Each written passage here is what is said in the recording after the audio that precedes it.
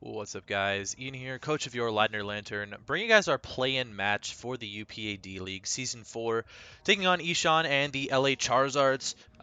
This is a really interesting one because whoever wins this gets the 8th seed and will play the first seed, I believe, in the UPA-D League playoffs.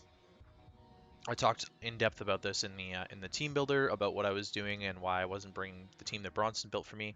So go check that out for sure if you want in-depth read on what I'm bringing, but let's talk about what Eshaan isn't bringing and what he did bring. So he could have brought Mega Gallade Clefable. I definitely expected both of those. Neither of them came. Suicune, Z Nidoking, it's definitely not going to be Z. It's so horrible as a Z user. Darmanitan, I kind of wasn't really expecting Darmanitan when I have Rain. Jirachi, which is a huge problem. Delmise, which is definitely a Mega Swampert check. Noivern, which is a Z user and is a huge problem. Z Pangoro is on the bench. I didn't really expect it to come anyways, but I thought anything could come. Ditto, which I did expect to come, and Rotom, which was kind of on my list of things not coming, but I did prep accordingly for all those Pokemon. So basically what I'm seeing is there's a couple rockers here. I'm not sure if he's going to prioritize rocks. I'm actually going with no rocks. Just going to play it fast and hard. I don't really care that much about rocks on Pelipper and Torn because Torn's got regen and Pelipper's got Roost. Besides that, yeah, not seeing my Gallade is actually really good for me. This team is like relatively slow if there's no Scarfers here, and the only Scarfer I could see the potentials of there being is like probably either Noivern or Jirachi, or the Ditto. Well, the Ditto is probably going to be Scarfed as well, but maybe something else is what I was kind of anticipating there. So, yeah, if you haven't seen my sets, you should definitely check out the Team Builder, but I'm a Pyapa Berry mixed defensive Amoonguss, physically defensive Pelipper, offensive Swampert. I'm outspeeding Scarf Jirachi and Rain, so no qualms there. My Heliolisk is Expert Belt to get Dark Pulse damage on the Jirachi and the Delmise, as well as secure kills against Suicune with Thunderbolt. Specs Tornadus, and I'm Scarf Gardevoir. So it's going to be a really offensive matchup. I can't see why it wouldn't be an offensive matchup right off the bat. I'm actually just going to lead with Heliolisk because I figure I can get a glare off against most things, or I can... It's probably a bad lead in hindsight. I just figured it was best against a Jirachi lead, or a Suicune lead. But a Nidoking lead would have really screwed me up right off the bat. So I'm just going to lead with the Heliolisk, as he's going to lead with Noivern. So I thought about just clicking Glare here, not really caring what came in, but I'm actually just going to double out because I'm anticipating him to click like Specs Draco or something. It's not actually going to be Specs, but I'm going to play around it as if it's Specs or like Z Draco right off the bat. And I'm just going to double into my Pelipper on a U-turn here. Get the rain up right away.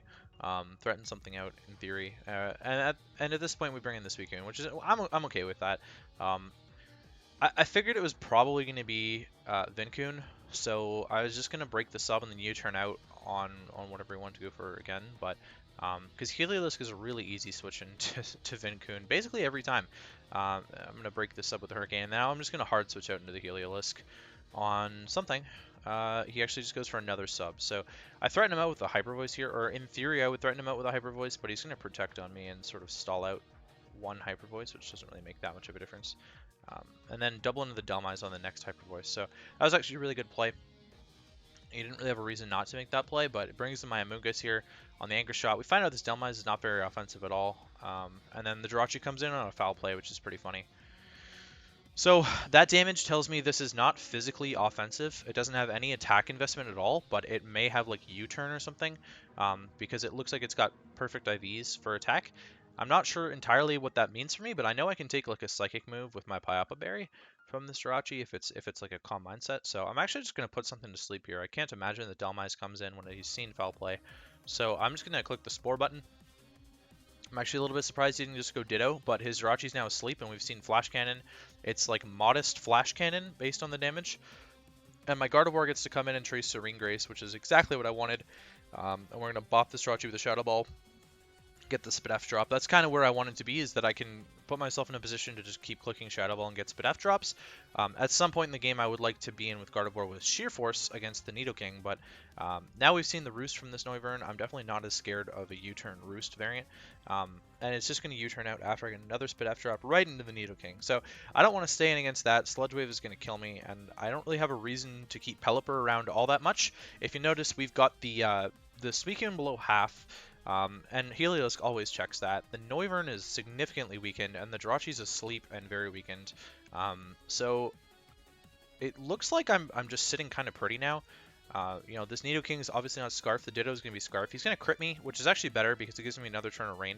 And it means that my Mega Swampert gets to just click Ice Punch. I thought the Delmise might come in, but this was a good play on his part because it means that he's got a full health Delmise coming in now. Amoonguss is obviously my switch into this. It was my switch in last time, and I'm just going to do the same thing. I could have been Rocky Helmet this game. It would have made a lot of sense too, but the Shadow Claws are not going to do enough to me, and I'm just going to foul play it in the face. And then I'm going to double into my Torn, which basically gets to claim one with a Specs Hurricane here. His only Hurricane resist is dead, and so I'm just going to be able to kill off the Delmise. He's actually Koba Berry, turns out, but I am Specs, so there's no chance of that living. And then he's going to bring in Ditto and become my own Tornadus in Rain as well. So he sees my whole moveset. Hurricane will kill me from this range from a Scarf Ditto. I will probably kill it because I'm Specs, but he's going to outspeed me. So I have to make some nifty doubles here that kind of really suck to wear out my own Rain in theory, but I'm just going to bring my Swampert. He doesn't know this, but my Swampert is not actually EV to outspeed this in Rain. I'm EV to outspeed Scarf Jirachi, so I'm not sure if he was calculating that or not. But I'm obviously not max speed Torn. My Torn is outspeeding Gallade, so this should actually still outspeed my Swampert in Rain, but he's actually just going to double into the Suicune on my Waterfall? Yeah, my Waterfall. He has a Confusion, which isn't really a big deal. And then I'll just be able to go to my Heliolisk on the Suicune here. I'm actually going to misplay a little bit. He is going to show the Scald. I don't know if Toxic is his last move or not, but he's really not in a good position with Suicune necessarily. He obviously goes for the Protect there to get some HP back and scout out what I'm going to go for. And this is going to end up pretty poorly for me because I'm going to click Glare and he's just going to go into Ditto and copy my Heliolisk. Not great. I could have clicked an offensive move and threatened this, but Hyper Voices are doing about the same. It's actually better for him. He's max HP, right? So it's always going to do more damage to me than it is to him because I'm not max HP, even though I've got a higher base HP stat. He's got more practical HP. So here's where things get a little bit sketchy because I need my Heliolisk still for this Suicune, or it could still beat me in reality. It could definitely still beat me. But we know he's locked into Hyper Voice, so I'm just going to try and pivot around a few things here into my Torn. I thought Torn might be able to take 2, but it looks like it's a roll. So then I double back into the Amoonguss. And then I want to keep Amoonguss healthy-ish, but I just decided to sack the Amoonguss at this point. It's not really worth me keeping. And I know Mega Swampert can take one and get an Ice Punch off here. I predicted the Noivern coming in on like... Well, I'm obviously not going to click Waterfall, right? But I could have clicked Earthquake against the Ditto-Lisk. And I wanted to catch the Noivern switching in, so that's going to be the play. Suicune's going to come in now, and I'm actually fine with just clicking Earthquake here. This thing doesn't have Rest, so he's actually going to catch the Nidoking. He predicted my Helios coming in, and I actually just catch the Nidoking basically for free, which was his biggest threat. And at this point, the game is basically over. So he's going to go into Ditto, copy me. I actually do have more HP than him in this sense. He was never killing me, but it was a roll for me to kill him. And then Suicune's going to come in here. And it really doesn't matter what I do. He's actually just going to outspeed me and go for Scald. It didn't really matter. I didn't want my Heliolisk getting Toxic on that turn, so I am just going to Glare him.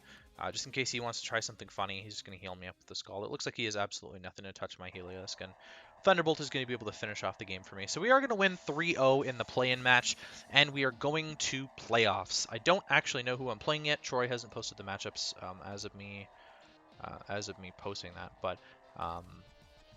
it looks to me like I'll be playing either DS or Stybe. Both of the people we played in the regular season. Believe I played DS in week 2 and Stybe in week 9.